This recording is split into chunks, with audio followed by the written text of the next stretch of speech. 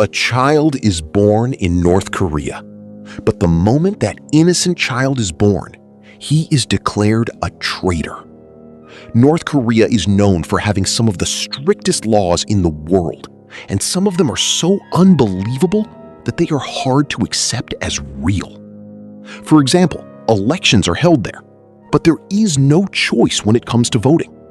Citizens can vote for only one person, and failing to vote can lead directly to prison. There is only one television channel available, and people are not allowed to change or tune channels. North Korea may be the only country in the world where a person can be punished not only for committing a crime, but even for thinking about one. Welcome once again to Nobels creation. Until 1945, Japan ruled the entire Korean peninsula for 35 years. After World War II, however, Korea was divided into two parts, North Korea and South Korea. North Korea came under the influence of the Soviet Union, while South Korea was influenced by the United States. In 1948, Kim Il-sung became the leader, and North Korea was established as the Democratic People's Republic of Korea. However, democracy never truly existed there. In 1950, a war broke out between North and South Korea, known as the Korean War. Even after the fighting ended, no formal peace treaty was signed. As a result, the two countries are technically still at war today.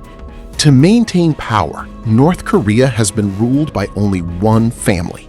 First came Kim Il-sung, then Kim Jong-il, and now Kim Jong-un, the grandson of Kim Il-sung. Each ruler has relied on increasingly strict laws to protect his position. Many rules have been created to control the population through fear and punishment, preventing people from being influenced by South Korea or Western culture. Today, we will discuss some of these strange and unusual rules. In 2024, North Korea reportedly banned the use of sunglasses and certain wedding dresses. In subway stations and public places, music is often replaced with speeches by members of the Kim family. During these broadcasts, people are not allowed to talk to one another or create noise. If North Koreans are caught watching South Korean dramas or Hollywood movies, they may face labor camps or severe punishment. These measures are taken to prevent what the government calls ideological contamination, ensuring that foreign influences do not affect the population. Ordinary citizens are not allowed access to the global internet. Instead, they can only use a closed domestic network known as the intranet, which operates only within North Korea. Even this network is monitored by the state. Authorities track what people watch, read, and discuss. In this way, the government controls the information people receive, so they are not influenced by the outside world. Making an international phone call without government permission is illegal. If someone wants to speak with a person outside the country, official approval is required. Television stations, radio broadcasts, and newspapers can only be operated by the state.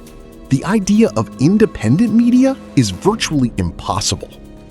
The media focuses on praising the government, glorifying the Kim dynasty, and highlighting foreign enemies such as the United States. From childhood, many citizens are taught to distrust or hate America and its allies. In North Korea, the government also keeps strict control over hairstyles. Only a limited number of approved hairstyles are allowed by the government. In other words, people are told exactly which hairstyles they are permitted to have. Anything that reflects outside influence is banned, such as wearing jeans, dyeing hair, or wearing flashy clothing. People who violate these rules can have their belongings confiscated and may also be punished. Not only clothing, but even certain foods are restricted. Hot dogs are banned because they are associated with American culture, and dishes like budae-jjigae and tteokbokki are banned because they are South Korean foods. Traveling from one city to another also requires a permit. Without one, travel is considered illegal. North Korean passports are generally given only to the elite class, such as government officials and close associates of Kim Jong-un. Ordinary citizens cannot leave North Korea, not even in their dreams. In North Korea, whether it is land, a house, a shop, or a business, everything belongs to the state. No individual can truly own these things. People may only use them, and only with the state's approval. Following or practicing any religion is also illegal. People are not free to follow any faith of their choice. Although there are churches in North Korea, they are largely maintained to show the outside world that religious freedom exists there.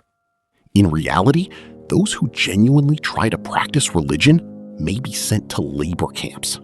If someone in North Korea tries to oppose the government or raise a voice against the Kim dynasty, not only that person, but the entire family can be imprisoned. This punishment can extend across 3 generations. That means if one person is labeled a traitor, and years later that person's grandson or granddaughter is born, that innocent child may also be considered a traitor. The purpose of this system is to ensure that the bloodline of rebellion can never rise against the Kim family in the future. Government informants are reportedly present in neighborhoods, apartment buildings, and residential areas, secretly watching everyone. One of the strangest things is that in this country, it is not only committing a crime that can land you in prison, even thinking about a crime may be enough. If someone merely thinks something against the government and it is reported, it could ruin their life completely. From birth until death, North Koreans are reportedly made to participate in weekly self-criticism sessions. In these sessions, people publicly confess their mistakes in front of others. For example, someone might admit that they hid another person's weakness from the government, failed to praise Kim Jong-un enough, or felt impressed by something foreign. After confessing, they must apologize, and then the other people in the session criticize them. Voting is mandatory for every person in North Korea. But the shocking part is that people can vote only for the candidate approved by the government. In other words, there is no real election in which the public chooses its leaders. There is only one candidate, and anyone who fails to vote may be treated as a traitor. So why hold elections at all if the government only puts forward its own people? In reality, the election functions more as a loyalty test than as a democratic process.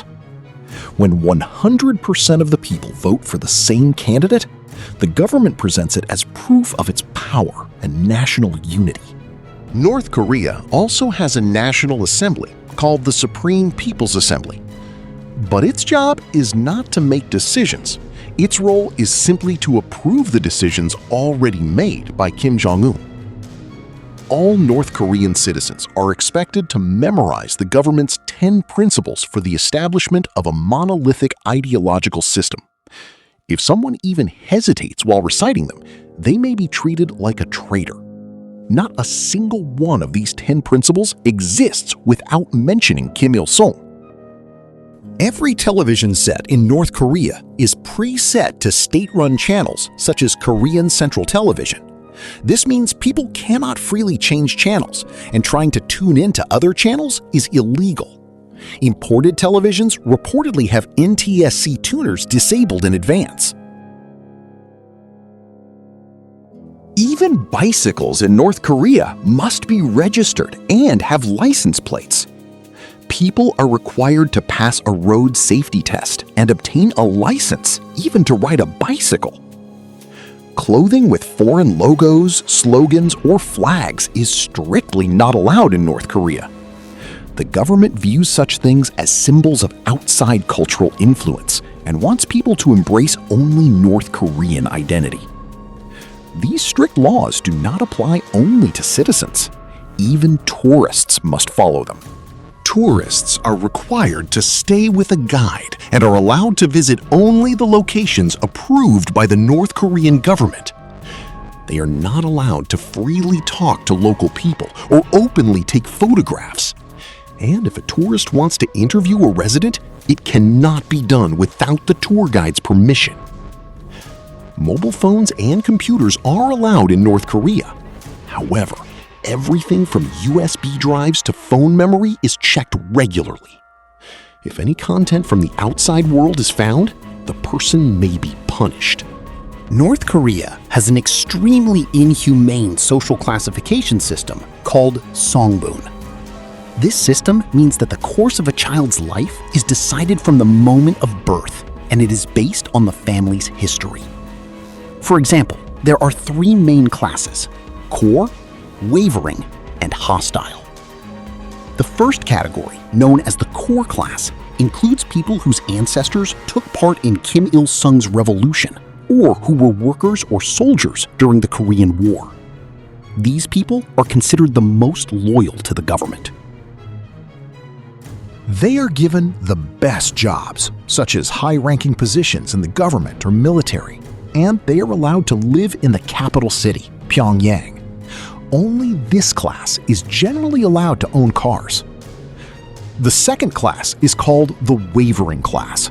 These are ordinary North Korean citizens whose ancestors were ordinary workers or farmers, or whose background is considered neither especially good nor especially bad by the government. They are allowed access to what could be described as middle-level opportunities and facilities in North Korea.